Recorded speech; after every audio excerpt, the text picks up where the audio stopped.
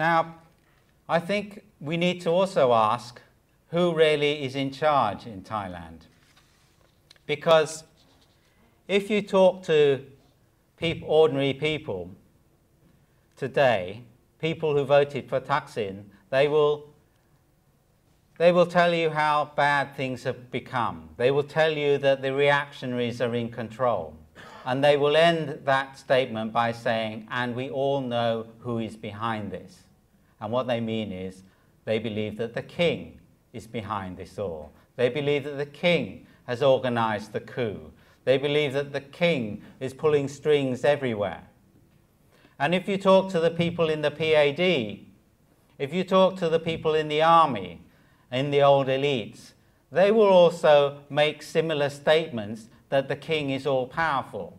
Whether they believe that or not is another matter. Now in Thailand, it may seem strange for people who live in Britain or Europe, but in Thailand it's difficult to know whether we have a feudal monarchy, an absolute monarchy under the capitalist system, or a constitutional monarchy under democracy. Because the mainstream view of the monarchy in Thailand is that it's a mixture of all these things. That the king has feudal rights, that the traffic can be stopped everywhere when he or his son or anybody else wants to travel.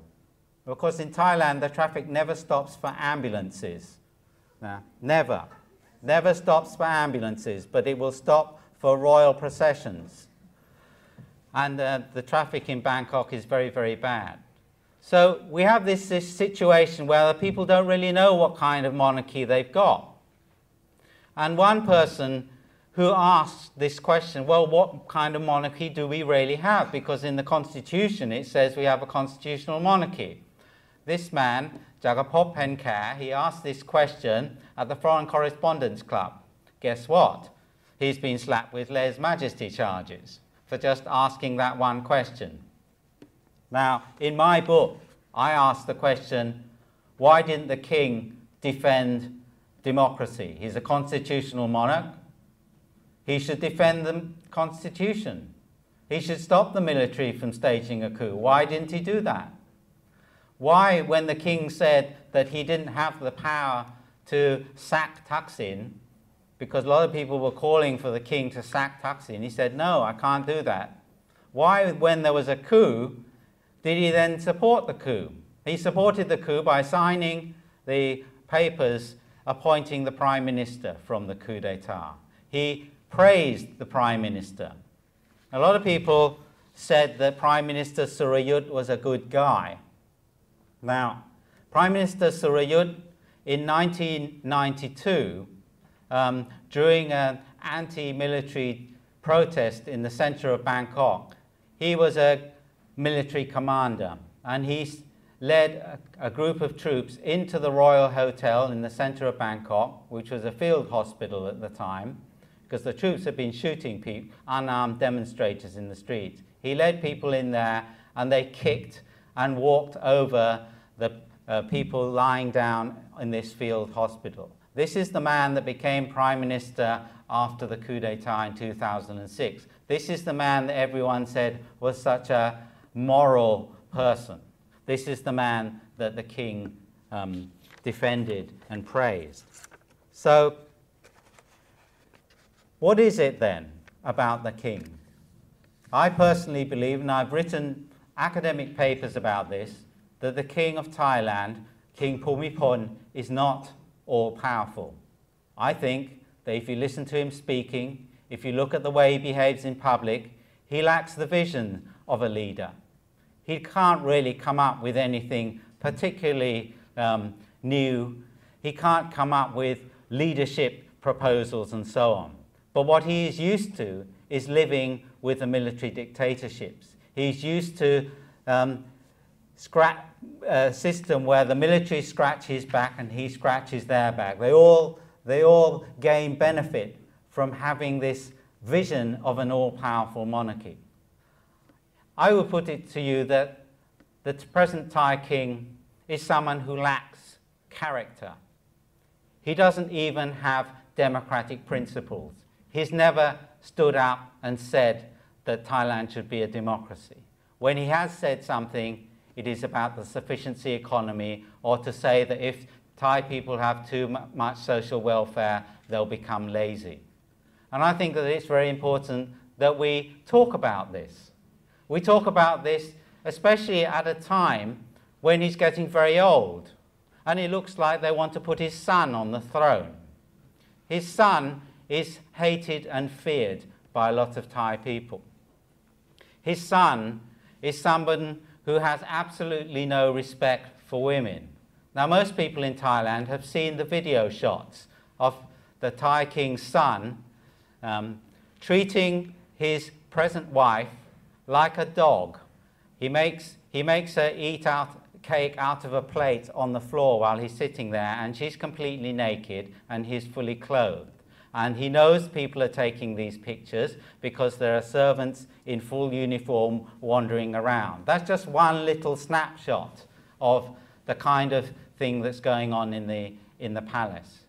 Now, I think that the issue of succession is one issue, but I think the other issue is that for too long, the people around the palace, the people who really have power, the military, the conservative bureaucrats and so on, they have claimed legitimacy from the palace. After all, they can't claim any legitimacy from democracy because they never believed in it.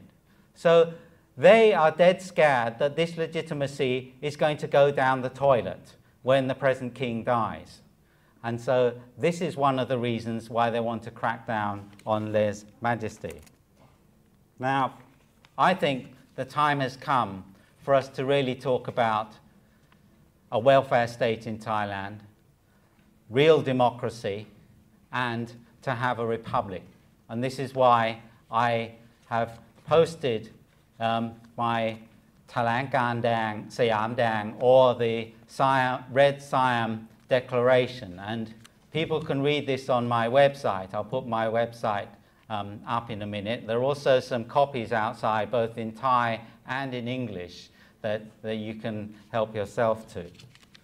I think that it's high time that we talked about these things. I think it's very, very important. And I think that we have come to a stage in Thailand where a new civil society is growing up, because the red shirts are organizing themselves against the royalists.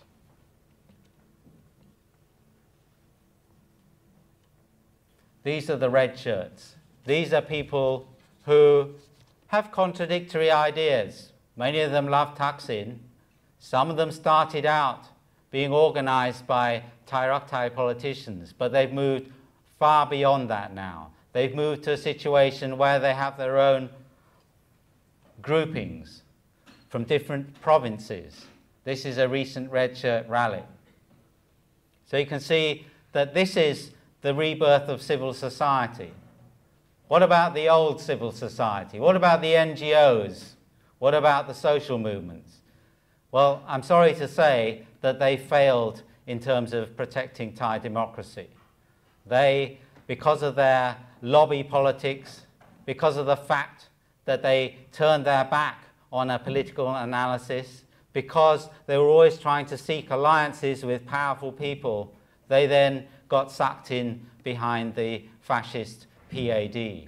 And I think that what we are seeing here with these red shirts is really the hope for Thai democracy.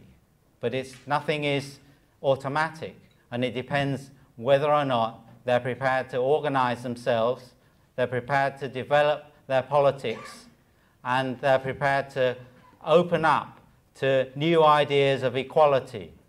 They're prepared to respect gays and lesbians. They're prepared to campaign for the rights for abortion. They're prepared to defend migrant workers. These will be the key points of whether or not the red shirts can develop into a progressive movement in Thailand.